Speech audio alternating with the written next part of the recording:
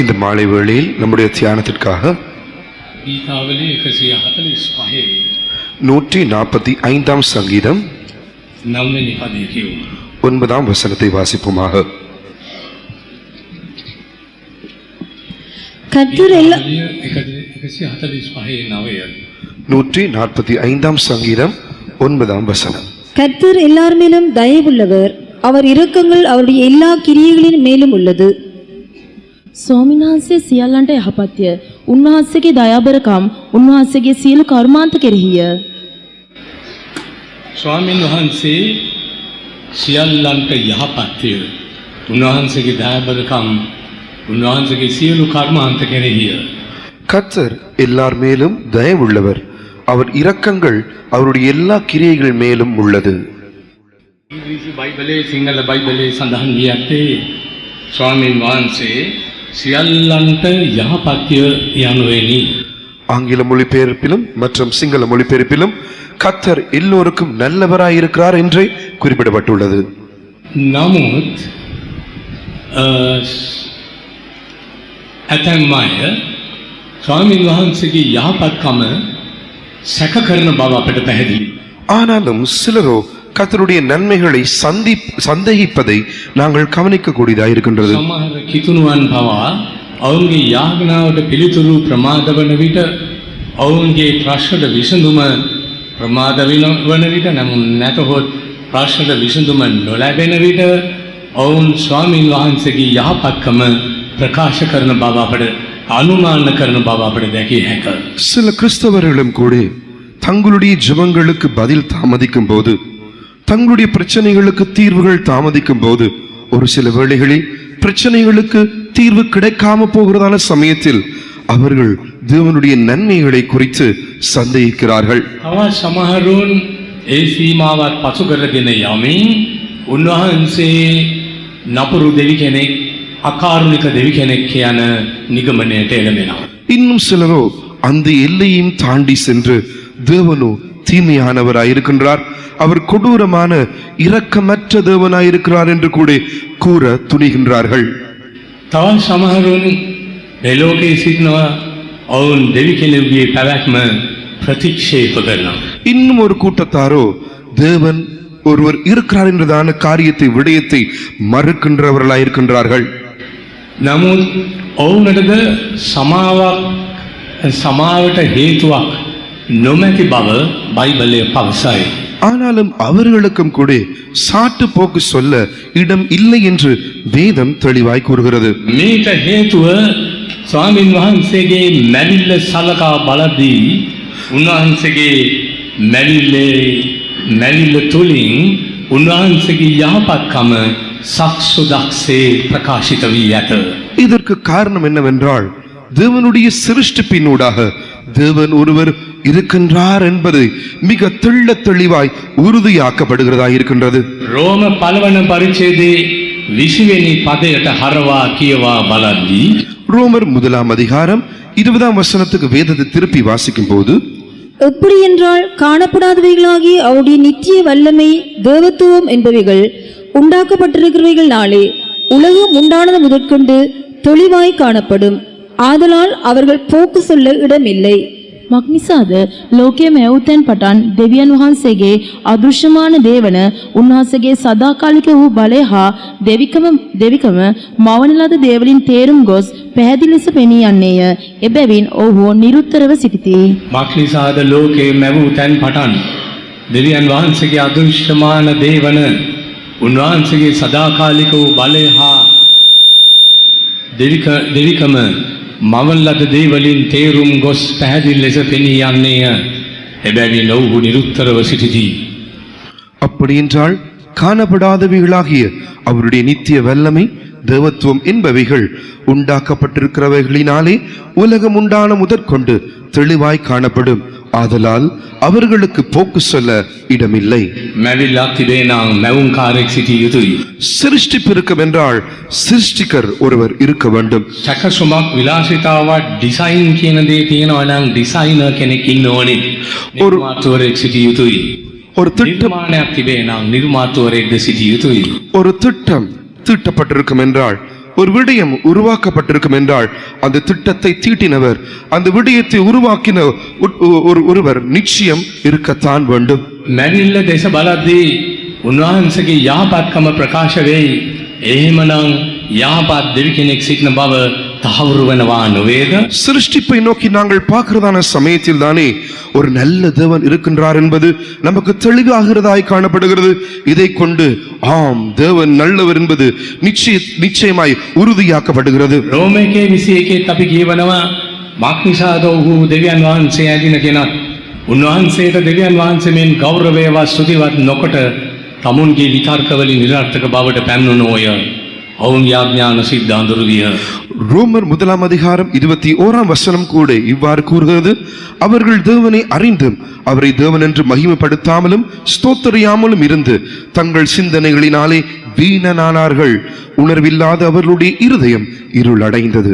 ඔවුන්ගේ අනුමානය නිසා දෙවියන් වහන්සේගේ යහපත්කම දකින්න නොහැකි වන පරිදි ඔවුන්ගේ සිත් අන්ධකාරයෙන් වැසී ගොස් තිබෙන බව අපට දැකිය හැක.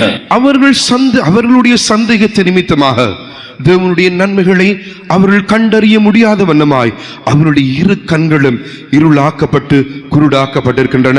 මේ අන්ධකාරය නිසා තව තවත් උන්වහන්සේගේ යහපත්කම් දකින්න නොහැකි පරිදි ඔවුන් අන්ධකාරය තුල දකිනු ලබනවා. இந்த இருளின் நிமித்தமாக மென்மேலும் தேவனுடைய நன்மைகளை அவர்கள் காணக்கூடாதவர்களாய் அந்த இருளுக்குள்ளே காணப்படுகிறார்கள். නමුත් ස්වාමීන් වහන්සේගේ මැරිල්ල තුලින් උන්වහන්සේගේ යහපත්කම ප්‍රකාශ වන්නේය. ஆனாலும் கூட தேவன் தம்முடைய சிருஷ்டிப்பினூடாய் அவருடைய நன்மைகளை வெளிப்படுத்தியுள்ளார். තවත් උදාහරණයක්, උන්වහන්සේ සූර්යා උදා කරවන විට සූර්යා උදාවන්නේ ධර්මිෂ්ඨයන් කෙරෙහි පමණක් නොව සියල්ලන් කෙරෙහි. மேலும் இன்னும் ஒரு உதாரணமானது, தேவன் தாமே சூரியனை உதிக்கச் செய்கிறதான சமயத்தில் அந்த சூரியனானது நீதிமான்கள் மீது மாத்திரம் உதயமாகாமல் எல்லோர் மீதும் கூட அது உதயமாகிறதா இருக்கின்றது. එමනම් උන්වහන්සේ යහපත්ව සිටින්නේ සියල්ලන්ටමය. அப்படி என்றால் தேவன் எல்லோருக்குமே நன்மையுள்ளவராய் காணப்படுகின்றார். මතෙව් 5 වෙනි පරිච්ඡේදයේ 45 වෙනි පදයේ කියවා බලමු. மத்தேயு 5:45 வாசித்து பார்ப்போம். இப்படி செய்வதனால் நீங்கள் பரலோகத்தில் இருக்கிற உங்கள் பிதாவுக்கு புத்திரராய் இருப்பீர்கள். அவர் தீயோர் மேலும் நல்லோர் மேலும் தமது சூரியனை உதிக்க பண்ணி நீதி உள்ளவர்கள் மேலும் அநீதி உள்ளவர்கள் மேலும் மழையை பெய்ய பண்ணுகிறார். මෙසේ නුඹලා ස්වර්ගයේ සිටින නුඹලාගේ පියාණන් වහන්සේගේ පුත්‍රයෝ වන්නෝය. මක්නිසාද උන්වහන්සේ නපුරන්ටත් යහපතුන්ටත් තමන් ඉර උදා කරවන සේක, ධර්මිෂ්ඨයන්ටත් අධර්මිෂ්ඨයන්ටත් වැසි වස්වන සේක. දෙවියන් වහන්සේ අපක්ෂපාතී දෙවි කෙනෙකි. நம்முடைய தேவன் பட்சபாதம் அற்றதான தேவனாயிருக்கின்றார். තරාතිරම් නොබලන සේක. எந்தவித தராதிரங்களும் வித்தியாசமும் காண்பிக்காதவராயிருக்கின்றார். වහන්සේ නපුරන්ටත් යහපතුන්ටත් තමන් ඉර උදා කරවන සේක. அவர் தீயோர் மேலும் நல்லோர் மேலும் தமது சூரியனை உதிக்க பண்ணி ධර්මිෂ්ඨයන්ටත් අධර්මිෂ්ඨයන්ටත් වැසි වස්වන සේක. நீதியுள்ளவர்கள் மேலும் அநீதியுள்ளவர்கள் மேலும் மழையை பெய்ய பண்ணுகிறார். බේදයකින් තොරව උන්වහන්සේ වැසි වස්වන සේක, හිරු උදා කරවන සේක. எந்தவித வித்தியாசமும் இன்றி அவர் மழையை பெய்யச் செய்கிறவராயிருக்கின்றார். எல்லோர் மீதும் சூரியனை உதிக்க பண்ணுகிறவராயிருக்கின்றார். උන්වහන්සේ ભેදයක් දක්වන්නේ නැත. தேவன் எந்த வித்தியாசத்தையும் காண்பிப்பதில்லை. ජාති ભેදයක් නොමැත. எந்த குல ஜாதி பேதங்கள் கிடையாது. කුල ભેදයක් නොමැත. எந்த ஜாதி வித்தியாசமும் கிடையாது. කුල ભેදයක් නොමැත. எந்த குல கோத்திரங்கள் வித்தியாசமும் கிடையாது. පහත් ભેදයක් නොමැත. எந்த ஏற்ற தாழ்வுகள் என்றதான வித்தியாசம் கிடையாது. දිලිඳු ભેදයක් නොමැත. ஐஸ்வர்யவான் ஏழை என்றதான எந்த வித்தியாசமும் கிடையாது. ජාති ભેදයක් නොමැත. எந்த ஜாதி வித்தியாசமும் கிடையாது. වර්ණ ભેදයක් නොමැත. எந்த வர்ண உறுப்பின் வித்தியாசமும் கிடையாது. කිසිදු ભેදයකින් තොරව සැමටම උන්වහන්සේ යහපත කරන බව අපට දැකිය හැකියි. எந்தவித வித்தியாசமும் இன்றி எல்லோருக்குமே அவர் நன்மை செய்கிறவராகவே காணப்படுகின்றார். නමුත් මේ සියල්ලම භෞතික යහපත් දේවල්. ஆனா இவை எல்லாமே சொல்லடி பிரகாரமான பூமிக்குரிய நன்மைகளாய் காணப்படுகின்றன. භෞතික දේවල් එනම් මැවිල්ල තුලින් උන්වහන්සේ සපයා දී තිබෙන, දායාද කොට දී තිබෙන මේ යහපත් දේවල් සියල්ලන්ටම උන්වහන්සේ සියල්ලන්ටම යහපත්ය. இயற்கையினூடாய் சிருஷ்டிப்பினூடாய் பூமிக்குரிய ரீதியில் எல்லோருக்குமே நல்லவராய் இருக்கிறதான தேவன் தாமே யாவருக்குமே நன்மையை அருளி இருக்கின்றார். බේදයකින් තොරව මොනමාකාරයක බේදයකින් තොරව ස්වාමීන් වහන්සේ සියලු දෙනාටම යහපත ඉටු කරන බව, කියන යහපත ඉටු කර තිබෙන බව අපට පැහැදිලි. எந்தவித வித்தியாசங்கள் எந்தவித வேறுபாடுகளும் இன்றி நம்முடைய தேவன் எல்லோருக்குமே நன்மை செய்திருக்கின்றார் என்பது தெளிவாய் காணப்படுகிறது. සමහරුන් මේ තුලින් දෙවියන් වහන්සේව තේරුම් ගන්නවා, උන්වහන්සේගේ පැවැත්ම තේරුම් ගන්නවා, උන්වහන්සේ පිළිගන්නවා. சிலர் இதனூடாக தேவனை விளங்கிக் கொள்கிறார்கள், தேவனை கண்டு அறிந்து கொள்கிறார்கள், தேவர் இருக்கிறார் என்பதை விசுவாசிக்கிறார்கள், தேவனை ஏற்றுக்கொள்ளுகிறவர்களாய் இருக்கின்றார்கள். ඔබ පිළිගත්තත් නැතත් මැවිල්ල පැහැදිලි කර දෙනවා මැවුම්කාරයෙක් සිටින බව. එය ප්‍රතික්ෂේප කරන්නට බැරිය. එය ප්‍රතික්ෂේප කරන්නේ නම් ඔබට සමාවකුත් නැත. රෝම 1:20 අපි කියවන්නේ දෙයයි. தேவன் இருக்கிறார் என்பது மிக தெளிவாய் இருக்கின்றதா இருக்கின்றது. நீங்கள் ஏற்றுக்கொண்டாலும் ஏற்றுக்கொள்ளாவிட்டாலும் தேவன் இருக்கின்றவராக இருக்கின்றார். அவர் இருக்கிறார் என்பதை நீங்கள் மறுப்பீர்கள் என்றால் நிச்சயமாய் தண்டனைக்குட்படுவீர்கள்.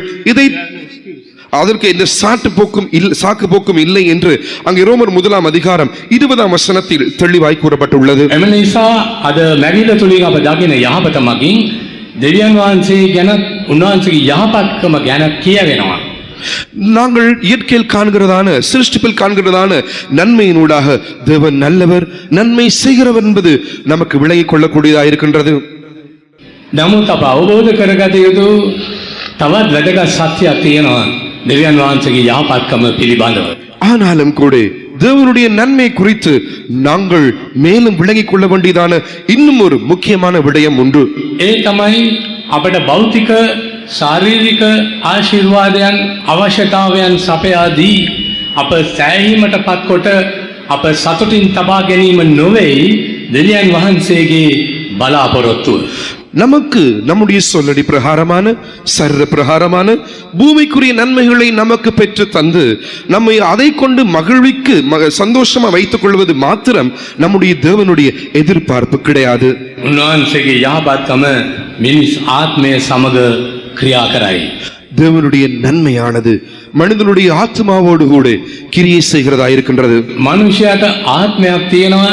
එය අජරාමර ආත්මයක්. ඒ කවදාවත් නැසෙන්නේ නැහැ. மனிதனுக்கு ஒரு ஆத்மா என்று ஒன்று உண்டு. அது அழிவில்லாததா இருக்கின்றது. ஒரு காலமும் அதில் இல்லாமல் அழிந்து போவது கிடையாது.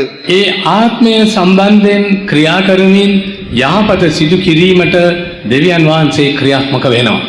அந்த ஆத்மா என்ற விடயத்தோடு கூட தேவன் சம்பந்தப்பட்டவராய் அதற்கு நன்மை ஏற்படும் விதத்தில் அவர் கிரியை செய்கிறவராய் காணப்படுகிறார். මන්දයත් භෞතික ආශිර්වාදයන්, ශාරීරික ආශිර්වාදයන් මේ ලෝකේ සඳහා පමණයි, මේ ජීවිතය සඳහා පමණයි. ஏனென்றால் பூமிக்குரிய ஆசீர்வாதங்கள், சரப்பிரகாரமான நன்மைகள் இவை பூமிக்குரிய வாழ்க்கைக்கு மாத்திரம் மட்டுப்படுத்தப்பட்டதாக இருக்கின்றது. මේ එකක්වත් අප ස්වර්ගයට ගෙන යන්නේ නැත. இவற்றில் ஒன்று கூட நம்மை பரலோகத்துக்கு எடுத்து செல்லாது. අප ස්වර්ගයට ගෙන යන්නේ කුමක්ද? நம்மை பரலோகத்துக்கு எடுத்து செல்வது எது? අපගේ ආත්මය ගලවනු ලැබිය යුතුයි. நம்முடைய ஆத்மா ரட்சிக்கப்பட வேண்டும். අපගේ ආත්මික ජීවිතය වර්ධනය විය යුතුයි. நம்முடைய ஆவிக்குரிய ஜீவியத்தில் வளர்ச்சி உண்டாக வேண்டும். ඒ තමයි ස්වර්ගයට අප ගෙන යන්නේ. இவைதான் நம்மை பரலோகத்துக்கு கொண்டு செல்வது. මේ නිසා කියා තිබෙනවා ஆகையால் கூறப்பட்டுள்ளது, මනුෂ්‍යයාගේ ආත්මය සම්බන්ධයෙන් උන්වහන්සේගේ යහපත්කම ක්‍රියා කරනවා අපට ගැලවීම ගෙන දෙන පිණිස. நமக்கு ரட்சிப்பை கொண்டு தரும்படிக்கு தேவனுடைய நன்மைகள் ஆனது நம்முடைய ஆத்மாவோடு கூட கிரியை நடப்பிக்கிறதாய் காணப்படுகிறது. උදාහරණයක් වශයෙන් රෝම දෙවන පරිච්ඡේදයේ 4 වෙනි පදයට හරවා කියවා බැලුවොත්, உதாரணத்திற்கு ரோமர் புத்தகம் 2:4 வசனத்தை வாசிக்கும் போது, அல்லது தேவ தயவு நீ குணப்படும்படி உன்னை ஏவுகிறதென்று அறியாமல் அவருடைய தயவு, பொறுமை, நீடிய சாந்தம் இவைகளின் ஐஸ்வர்யத்தை அசட்டை பண்ணுகிறாயோ? නොහොත් නුඹ පසුතැවිල්ලට පමුණුවන පිණිස දෙවියන් වහන්සේගේ යහපත්කම පවතින බව නොදැන උන්වහන්සේගේ යහපත්කමේද ශාන්තියේද ඉවසීමේද බහුලත්වය සුළුකොට සිතා. ස්වාමීන් වහන්සේගේ යහපත්කම පසුතැවිල්ල කරා අපට මඟ පෙන්වන බව රෝම දෙවන පරිච්ඡේදයේ 4 වෙනි පදයේ අපට කියවිය හැකියි. ரோமர் 2:4 தேவனுடைய நன்மையானது நம்முடைய மனம் திரும்புதலுக்கு நம்மை வழி நடத்துகிறது என்று வாசிக்கின்றோம். දෙවියන් වහන්සේගේ යහපත්කම හුදෙක්ම අපට භෞතික ශාරීරික ආශිර්වාදයන් දී අප සැහැීමටපත් කරවීම නොවන බව අපට පැහැදිලි. இங்கேதானே தேவனுடைய நன்மைகள் நம்மை சர்வப்பிரகாரமான விதத்தில் நம்மை திருப்திப்படுத்தி சந்தோஷப்படுத்துவது மாத்திரமல்ல என்பதை குறித்து இங்கே தெளிவாய் கூறப்படுகிறது. නුඹ පසුතැවිල්ලට පමුණුවන පිණිස උන් දෙවියන් වහන්සේගේ යහපත්කම පවතින බව නොදැන්න. அல்லது தேவ தயவு நீ குணப்படும்படி உன்னை ஏவுகிறது என்று அறியாமல் දැන් දෙවියන් වහන්සේගේ යහපත්කම පවතින්නේ කුමකටද යන්න අපි අවබෝධ කරගත යුතුයි. එය පවතින්නේ අප පසුතැවිල්ලට ගෙන එන පිණිසයි. தேவனுடைய நன்மை ஏன் நம்மை பின்தொடர்ந்து வருகிறது என்பதை நாங்கள் தெளிவாய் விளங்கிக் கொள்ள வேண்டும். அது ஏனென்றால் நமக்குள் மனம் திரும்புதலை உண்டாக்கும்படியாகவே. පසුතැවිල්ල කුමකටද? என்னத்துக்கு மனம் திரும்புதல்? බයිබලයේ කියා තිබෙනවා සියල්ලන්ම පව් කොට දේවමයි මේ හීන වී සිටින බව. வேதம் கூறுகிறது எல்லா மனிதர்களும் பாவம் செய்து தேவ மகிமை அற்றவர்களாகி ධර්මිෂ්ඨ කිසිවෙක් නැත. நீதிமான் ஒருவரும் கிடையாது. එමනම් මේ පාපයන් අප ගෙන යන්නේ නිරයටයි. அப்படி என்றால் நம்முடைய பாவங்கள் நம்மை நரகத்தை நோக்கி கொண்டு செல்கிறது. දෙවියන් වහන්සේ අප නිරයට හෙළනවා නොවේ. අපගේම පාප අපගේම අයුතුකම් අප නිරය කරා ගෙන යනවා. தேவன் நம்மை நரகத்துக்கு தள்ளி விடுகிறவர் அல்ல, நம்முடைய பாவங்களே நம்மை நரகத்துக்கு கொண்டு செல்கிறது. ඒ තත්ත්වයෙන් මිදෙන්න නම් අපගේ ඉරණම වෙනස් කරන්න නම් අපට පව් කමාව අවශ්‍ය වෙනවා දෙවියන් වහන්සේගෙන්. அந்த நிலவரத்தை மாற்றி அமைக்க வேண்டும் என்றால், நம்முடைய கெதியை மாற்ற தலையெழுத்தை மாற்ற வேண்டும் என்றால் மனம் திரும்புதல் உண்டாக்கப்பட வேண்டும். දෙවියන් වහන්සේගෙන් කමාව ලබා ගත යුතු ඇත. பாவ மன்னிப்பை தேவனிடத்தில் பெற்றுக்கொள்ள வேண்டும். පව් කමාව අපට ලැබෙන්නේ අපි පසුතැවිලි වන විට පමණක් බව බයිබලයේ කියා තිබෙනවා. நாங்கள் மனம் திரும்பும் பொழுது மாத்திரமே பாவ மன்னிப்பை பெற்றுக் கொள்கிறோம் என்று வேதம் தெளிவாய் கூறுகிறது. මේ නිසායි කෙනෙක් තමාගේ පව් ගැන පසුතැවිලි යුතු වන්නේ. ஆகையால் தான் ஒருவர் தன்னுடைய பாவங்களை குறித்து மனஸ்தாபப்பட்டு மனம் திரும்ப வேண்டும். උන්වහන්සේ අපගේ පාප වෙනුවෙන් කුරුසියේ මිලේ ගෙව්වා. යැදවීම උදෙසා මිලේ ගෙව්වා. நம்முடைய பாவ மன்னிப்புக்காக, நம்முடைய ரட்சிப்புக்காக நம்முடைய கர்த்தராகிய இயேசு கிறிஸ்து கல்வாரி சிலுவையில் கிரியத்தை செலுத்தினார். අප වෙනුවෙන් ලේ වැගිරෙව්වා. நமக்காய் இரத்தம் சிந்தினார். අප වෙනුවෙන් පූජා වුණා. நமக்காய் பலியானார். මේ පව් කමා කරන පිණිස நம்முடைய பாவங்களை மன்னிக்கும்படியாக අප වෙනුවෙන් දුක් විඳ ලේ වගුරුවා නැවත මලුන්ගින් උත්ථානයේ වූසේක. நமக்காய் அங்கு இரத்தம் சிந்தி பாட அனுபவித்து மரித்தோர்ந்து மறுபடியும் உயிரோடு எழுந்தார். ස්වර්ගාරෝහණය වූසේක. பரலோகத்துக்கு எடுத்துக் கொள்ளப்பட்டார். අද ජීවමානව වැඩ සිටිනසේක. இன்றும் ஜீவனோடு இருக்கின்றார். වේශිනව බරුසලන්නව සියල්ලෙනි මා වෙතට එන්න ඔබට සහනය දෙමි යයි සුහදව ඇරයුම් කරමින් සිටිනසේක. வருத்தப்பட்டு பாரம் சுமக்கிறவர்களே, நீங்கள் எல்லோரும் என்னிடத்தில் வாருங்கள் என்று அன்பாய் அழைப்பு விடுக்கின்றார். පසුතැවිලි වී උන්වහන්සේ වෙත ළඟා වෙන පෞකාරයාට ඕනෑම පෞකාරයෙකුට උන්වහන්සේ කමාව දෙනසේක. மனம் திரும்பி தேவன் பக்கமாய் வருகிறதான எந்த ஒரு பாவிக்கும் தேவன் பாவ மன்னிப்பை அருளுகின்றார். ඒ නිසා ක්‍රියා 3 වෙනි පරිච්ඡේදය 19 වෙනි පදයේ අප කියවන්නේ කුමක්ද? ஆகையால் அப்போஸ்தலர் நடபடிகள் 3:19 என்ன வாசிக்கின்றோம்? ஆனபடியினாலே கர்த்தருடைய சன்னிதானத்திலிருந்து இளைப்பாறுதலின் காலங்கள் வரும்படிக்கும் முன்னே குறிக்கப்பட்ட இயேசு கிறிஸ்துவை அவர் உங்களிடத்தில் அனுப்பும்படிக்கும் உங்கள் பாவங்கள் நிவர்த்தி செய்யப்படும் பொருட்டு நீங்கள் மனம் திரும்பி குணப்படுங்கள். එබැවින් ස්වාමීන් වහන්සේ ඉදිරියෙන් සැනසිලි කාලයන් පැමිණෙන ලෙසද නුඹලා උදෙසා නියම කරන ලද්දා වූ ක්‍රිස්තුස් වහන්සේ එනම් යේසුස් වහන්සේ එවන පිණිසද නුඹලාගේ පාපයත් මකා දමනු ලබන පිණිසද පශ්චාත්තාපව හැරියල්ලා. ඔබගේ පාප මකා දමනු ලබන පිණිස පශ්චාත්තාපව හැරෙන්න කියලා කියා තිබෙන්නේ මේ නිසායි. இது நிமித்தமாக உங்கள் பாவங்கள் நிவர்த்தி செய்யப்படும் பொருட்டு நீங்கள் மனம் திரும்பி குணப்படுங்கள் என்று 20ஆம் வசனத்தில் வாசிக்கின்றோம். පසුතැවිලි වී හැරුණේ නැත්නම් අපට පව් කමාව ලැබෙන්නේ නැත. අපගේ ආත්මය ගලුන් ලැබිය නොහැකිය. நாங்கள் மனஸ்தாபப்பட்டு மனம் திரும்பி கர்த்தர் பக்கம் வராவிட்டால் நமக்கு பாவ மன்னிப்பு உண்டாகாது, ரட்சிப்பை பெற்றுக்கொள்ள மாட்டோம். මාර්ක් 8:36 වෙනි පදයේ අප කියවන්නේ කුමක්ද? மார்க்கு 8ஆம் அதிகாரம் 36ஆம் வசனத்தில் என்ன வாசிக்கின்றோம்?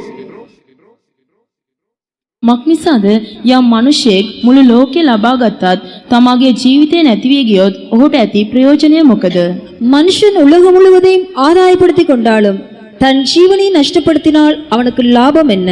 ඒ හරි පරිවර්තනය නම් යමෙක් මුළු ලෝකේ ලබා ගත්ත තමාගේ අධ්‍යාත්මය ආත්මය නැතිව ගියොත් ඔහුට ඇති ප්‍රයෝජනය කුමක්ද?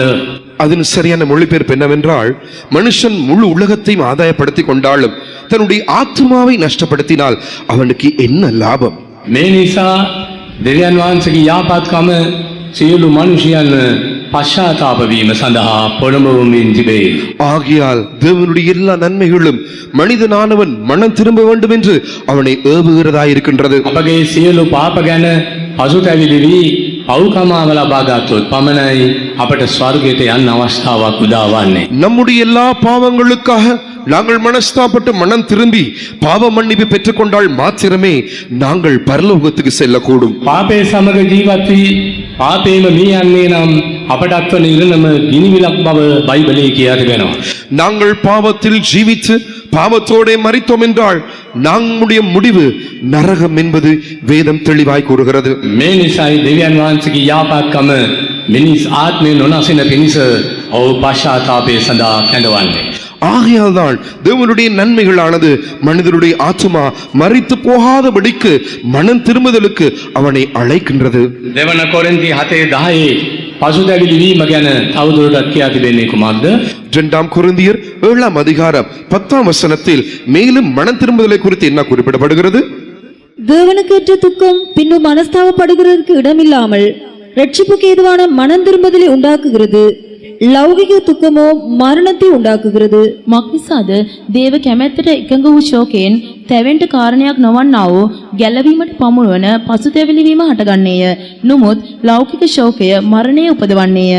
දේව කැමැත්ත දෙකඟ වූ ශෝකයෙන් තැවෙන්ට කාරණයක් නොවන්නා වූ ගැලවීමට පමුණුවන පසුතැවීම හටගන්නේය. தேவனுக்கு ஏற்ற துக்கம் பின்பு மனஸ்தாபடுகிறதற்கு இடமில்லாமல் ரட்சிப்புக்கு ஏதுவான மனம் திரும்புதலை உண்டாக்குகிறது. මේ පශ්චාත්තාපයෙන් අපට පව්කමාව සමග ගැලවීමක් උදා වෙනවා. இந்த மனஸ்தாபத்தோடு கூட பாவ மன்னிப்போடு கூட நமக்கு ரட்சிப்பும் உண்டாகிறதா இருக்கின்றது. දැන් ස්වාමීන් වහන්සේගේ යාපත්කම මිනිස් ආත්මය ගලවා ගැනීම සඳහා ක්‍රියාත්මක වන ආකාරය අපට දැකිය හැකිය. இவ்வாறு தேவனுடைய நன்மைகள் மனிதனுடைய பாவ மன்னிப்புக்காக இவ்வாறு கிரியை செய்கிறது என்பதை நாம் விளங்கிக் கொள்ளக்கூடியவர்களாக இருக்கின்றோம். අපගේ පාපවලට බොහෝසෙයින් කමාවන දෙවි කෙනෙක් වශයෙන් උන්වහන්සේ ප්‍රකාශ වෙනවා. நம்முடைய பாவங்களை அதிகமாய் மன்னிக்கிற தேவனாய் நம்முடைய தேவன் தம்மை வெளிப்படுத்துகின்றார். දැන් ගීතාවලිය 86:5 සඳහන් වියත්තේ කුමක්ද? 86 சங்கீதம் 5 வசனம் என்ன கூறுகிறது? ஆண்டவரே, நீர் நல்லவரும் மன்னிக்கிறவரும் உம்மை நோக்கி கூப்பிடுகிற யாவர் மேலும் கிருபை மிகுந்தவருமாய் இருக்கிறீர். මක්නිසාද ස්වාමීනි, ඔබ යහපත්ය, කමාවෙන්ට සූදානම් සේක. ඔබට යාඥා කරන සියල්ලන්ට ඔබ බොහෝ කරුණාවන්තය. මක්නිසාද ස්වාමිනී, ඔබ යහපත්ය, කමාවෙන්ට සූදානම් සේක. ඔබට යාඥා කරන සියල්ලන්ට ඔබ බොහෝ කරුණාවන්තය. ஆண்டவரே, நீர் நல்லவரும் மன்னிக்கிறவரும் உம்மை நோக்கி கூப்பிடுகிற யாவர் மேலும் கிருபை மிகுந்தவருமாய் இருக்கின்றீர். උන්වහන්සේ බොහෝ කමාවන්න සූදානම්ෙන් සිටින දෙවි කෙනෙක්. கர்த்தர் அதிகமாய் நம்மை மன்னிக்க ஆயத்தமுள்ள தேவனாய் இருக்கின்றார். ඒ විතරක් නෙමෙයි, උන්වහන්සේ බොහෝසෙයින් කමා වෙන දෙවි කෙනෙක්. அது மாத்திரமல்ல, நம்மை அதிகமாகவே மன்னிக்கிறவராய் இருக்கின்றார். යසායා 55:7 කියවන්නේ. ஏசாயா 55 அதிகாரம் 7 வசனம். දුෂ්ටයා තමාගේ මාර්ගයේද අධර්මිෂ්ඨ මනුෂ්‍යයා තමාගේ යෝජනාද අත්හැර ස්වාමීන් වහන්සේ වෙතට හැරියේවා. උන්වහන්සේ ඔහුට අනුකම්පා කරනවා ඇත. අපේ දෙවියන් වහන්සේ වෙතට ඔහු හැරියේවා. මක්නිසාද උන්වහන්සේ අතිශයින් කමාවනවා ඇත. துன்மார்க்கன் தன் வழியையும் அக்கிரமக்காரன் தன் நினைவுகளையும் விட்டு கர்த்தரிடத்தில் திரும்ப கடவன். அவர் அவன் மேல் மனதுருகுவார். நம்முடைய தேவனிடத்திற்கே திரும்ப கடவன். அவர் மன்னிக்கிறதுக்கு தயை பெருத்திருக்கிறார். උන්වහන්සේ කොයිතරම් අනුකම්පා සාගත දෙවි කෙනෙක්ද යන්න පැහැදිලි. அவர் எவ்வளவு அதிகமான இரக்கமுள்ள தேவனாய் இருக்கிறார் என்பது தெளிவாகிறது. එයා තමාගේ මාර්ගයේද අධර්මිෂ්ඨ මනුෂ්‍යයා තමාගේ යෝජනාද අත්හැර ස්වාමින් වහන්සේ වෙතට හැරියේවා. துன்மார்க்கன் தன் வழியையும் அக்கிரமக்காரன் தன் நினைவுகளையும் விட்டு கர்த்தரிடத்தில் திரும்ப கடவன். උන්වහන්සේ උට අහුම්කම්පා කරනවා ඇත. அவர் மேல் அவர் மனதுருகி අපේ දෙවියන් වහන්සේ වෙතට ඔහු හැරියේවා. நம்முடைய தேவனிடத்திற்கே திரும்ப கடவன். නිසාද උන්වහන්සේ අතිශයින් කමා වෙනවා ඇත. அவர் மன்னிக்கிறதற்கு தயை பெருத்திருக்கின்றார். අද මිනිස් සමාජයේ, අද මේ වර්තමාන සමාජයේ කමාව ලබා ගැනීම කොයිතරම් ද අසීරු වී තිබෙනවාද?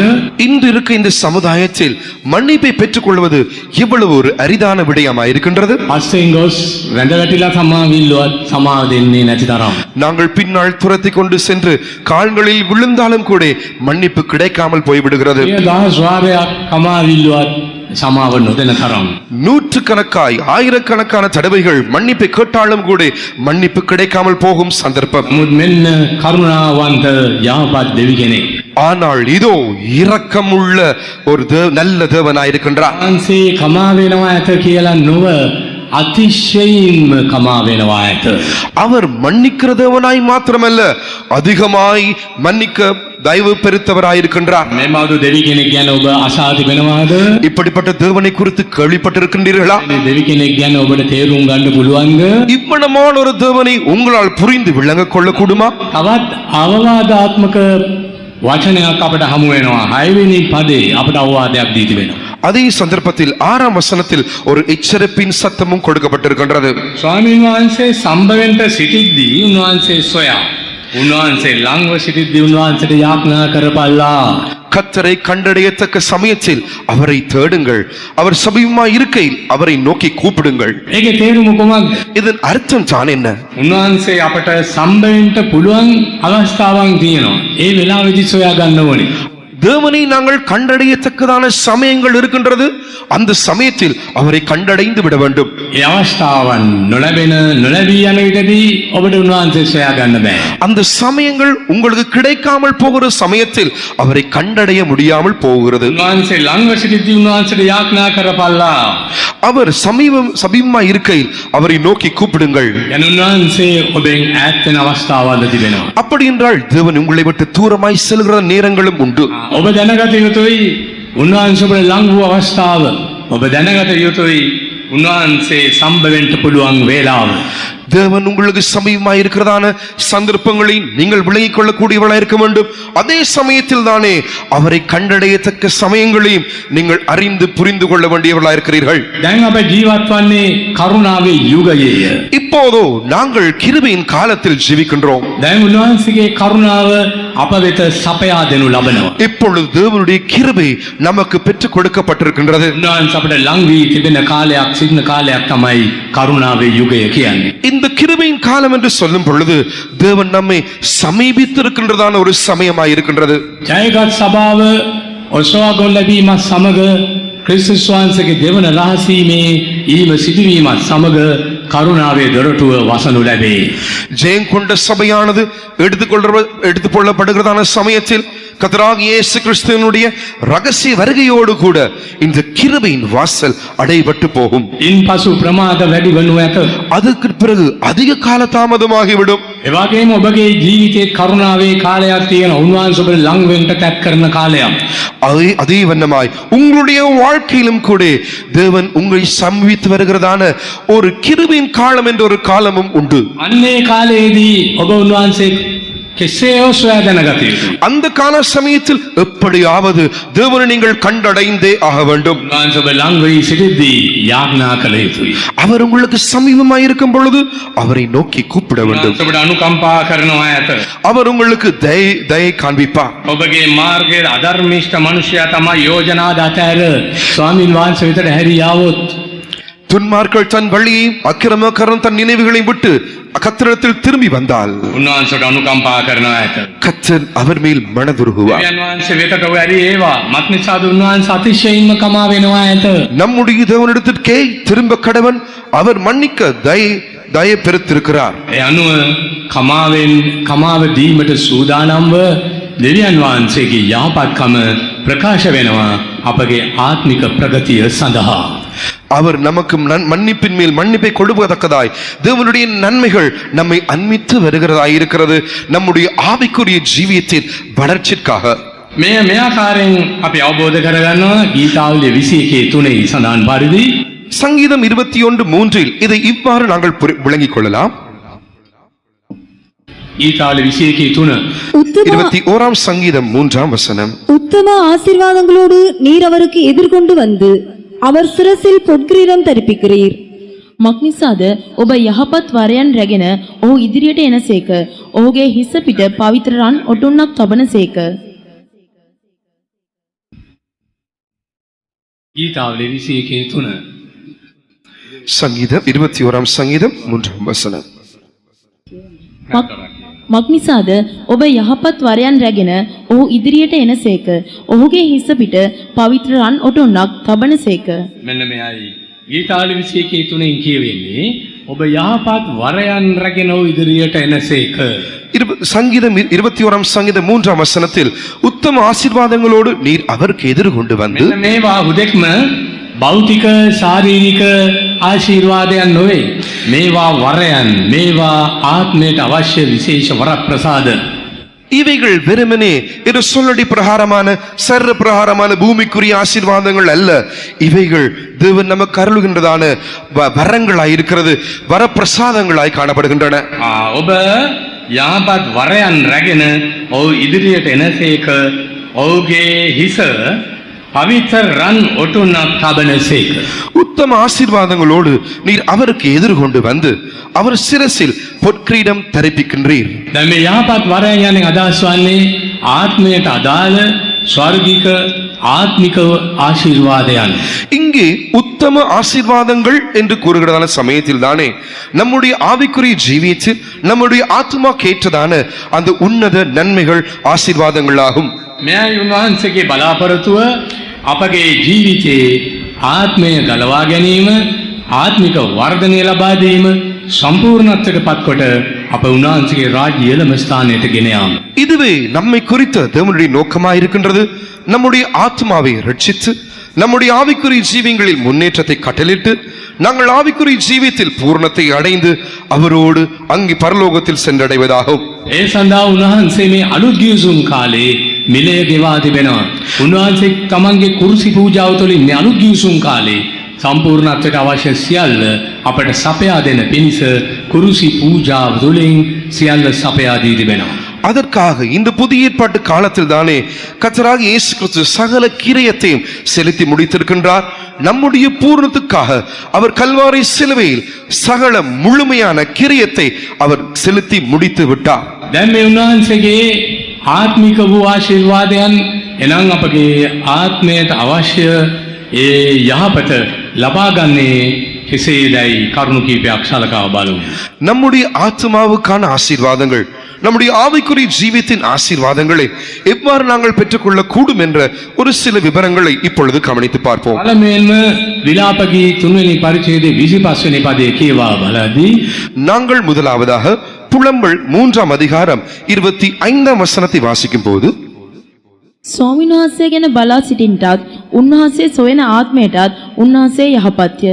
தமக்கு காத்திருக்கிறவர்களுக்கும் தம்மை தேடுகிற ஆத்மாவுக்கும் கர்த்தர் நல்லவர்.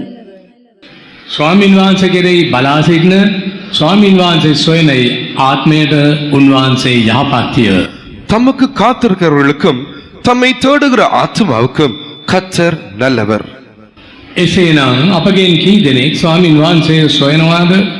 அப்படி என்றால் நம்மில் எத்தனை பேர் கர்த்தரை தேடுகிறோம்? අප සහභාගී වන හැම යාඥාවකදීම අප දේවස්ථාන පැමිණ හැම අවස්ථාවකදීම බයිබලයේ කියවෙනදී යාඥා කරන විටදීද ඔබ අවංකවම දෙවියන් වහන්සේ සොයන්නේද? நாங்கள் ஜெபிக்கிறதான எல்லா சமயங்களிலும், தேவாலயத்துக்கு வந்து கூட்டங்களில் கலந்து கொள்கிறதான எல்லா சமயங்களிலும், வேதத்தை வாசிக்கிறதான எல்லா சமயங்களிலும் மெய்யாகவே நாங்கள் தேவனை தேடுகின்றோமா? උන්වහන්සේ සොයන ආත්මයට උන්වහන්සේ යහපත්ය. அவரை தேடுகிற ஆத்மாவிற்கு அவர் நல்லவராயிருக்கின்றார். උන්වහන්සේ සොයන විටදී මුළු හදවතින් සෙවීමටත් වග බලාගත යුතුයි. நாங்கள் அவரை தேடுகிறதான சமயத்தில் முழு இருதயத்தோடு அவரை தேட வகை பார்த்து கொள்ள வேண்டும். එරමියා 29:13 කියවමු. எரேமியா 29 அதிகாரம் 13 வசனத்தை வாசிப்போம். නුඹලා මා සොයනවා ඇත. නුඹලාගේ මුළු සිතින් මා සොයන කල මා නුඹලාට සම්බ වෙනවා ඇත. உங்கள் முழு இருதயத்தோடும் என்னை தேடினீர்களானால் என்னை தேடுகையில் கண்டுபிடிப்பீர்கள். නුඹලාගේ මුළු සිතින් මා සොයන කල මා නුඹලාට සම්බ වෙනවා ඇත. உங்கள் முழு இருதயத்தோடும் என்னை தேடுகிறீர்களானால் என்னை தேடுகையில் கண்டுபிடிப்பீர்கள். තාමත් ඔබට පිළිතුරු ලැබී නැත්නම් සමහර විට මුළු සිතින් ඔබ උන්වහන්සේ නොසෙවූ නිසා විය හැකිය. இன்னும் உங்களுக்கு பதில் கிடைக்காமல் இருக்கும் என்றால் ஒருவேளை நீங்கள் தேவனை முழு இருதயத்தோடு தேடாதபடியினாலா இருக்கலாம். මුළු සිතින් උන්වහන්සේ සොයන කල මුළු උන්වහන්සේ ඔබට සම්භ වෙනවා ඇත. முழு இருதயத்தோடு நீங்கள் தேவனை தேடுகிறதான சமயத்தில் அவரை கண்டடைவீர்கள். යසායා 55 6යි 7යි ஏசாயா 55 அதிகாரம் 6 7 வசனம். கர்த்தரை கண்டடையத்தக்க சமயத்தில் அவரை தேடுங்கள். අපි මේ පදේ කියුවා ඒ නිසා උන්වහන්සේ සොයන්න පුළුවන් වේලාවේදී මුළු හදවතින්ම උන්වහන්සේ සොයන්න. එනම් උන්වහන්සේ ඔබට සම්භ වෙනවා ඇත. முன்கூட்டி அந்த வசனத்தை நாங்கள் வாசித்தோம். கர்த்தரை தேடடைகிறதான சமயத்தில் நாங்கள் முழு இருதயத்தோடு நாங்கள் அவரை தேடினால் நிச்சயமாய் அவரை நாங்கள் கண்டடைவோம். දෙවන කාරණය இரண்டாவது விடயம் ගීතාවලිය 107 9 කියවයි. 107 சங்கீதம் 9 வசனத்தை வாசிப்போம். அவருடைய கிருபை நிமித்தமும் மனுபுத்திரருக்கு அவர் செய்கிற அதிசயங்களின் நிமித்தமும் அவரை துதிப்பார்களாக. මක්නිසාද උන්වහන්සේ පිපාසිතයා තෘප්තියට පමනුවා ශුද්ධ ඇත්තා යහපතින් පිනවන සේක.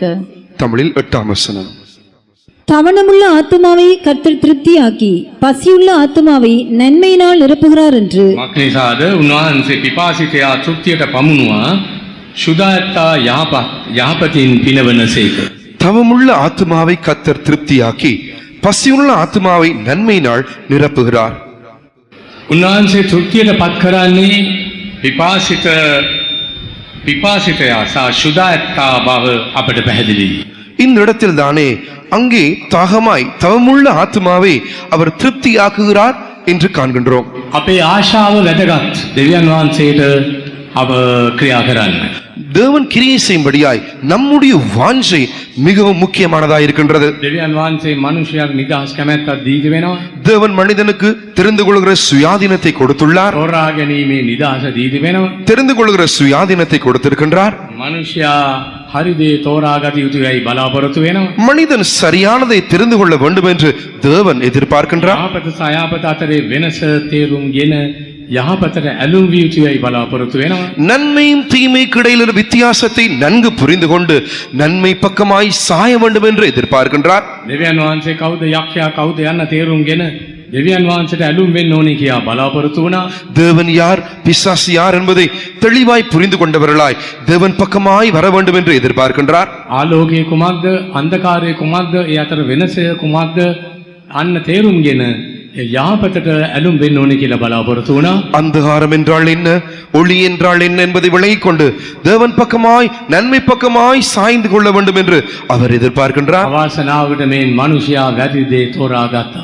ஆனால் துக்ககரமான விடயம் என்னவென்றால் தீமையான பிழையான விடயத்தை தவறானதை மனிதன் தெரிந்து கொண்டார். අදත් අපට නිදහස් කැමැත්තක් දී තිබෙන නිසා අපේ කැමැත්තට එරෙහිව දෙවියන් වහන්සේ කිසිවක් කරන්නේ නැත. இன்றும் கூட நமக்கு தேவன் தெரிந்து கொள்கிற சுயாதீனத்தை கொடுத்திருக்கின்றபடியினால் அதற்குள் அவர் ஒரு காலமும் தன்னுடைய கையை போடுவது கிடையாது. අපේ ආශාව ඉතා වැදගත් කටයුත්තක් ඉෂ්ට කරනවා. நம்முடைய வாஞ்சை மிக முக்கியமான ஒரு கிரியை நடைபெறுகின்றதா இருக்கின்றது. අපේ පිපාසය ඉතා වැදගත් කර්තව්‍යයක් ඉටු කරනවා. நம்முடைய தாகம் நம்முடைய தவம் முக்கியமான ஒரு விடயத்தை நிறைவேற்றுகிறதா இருக்கிறது. වහන්සේ පිපාසිතයා තෘප්තියට පමුණුවා ශුද්ධ ඇත්තා යහපතින් පිනවනසේ.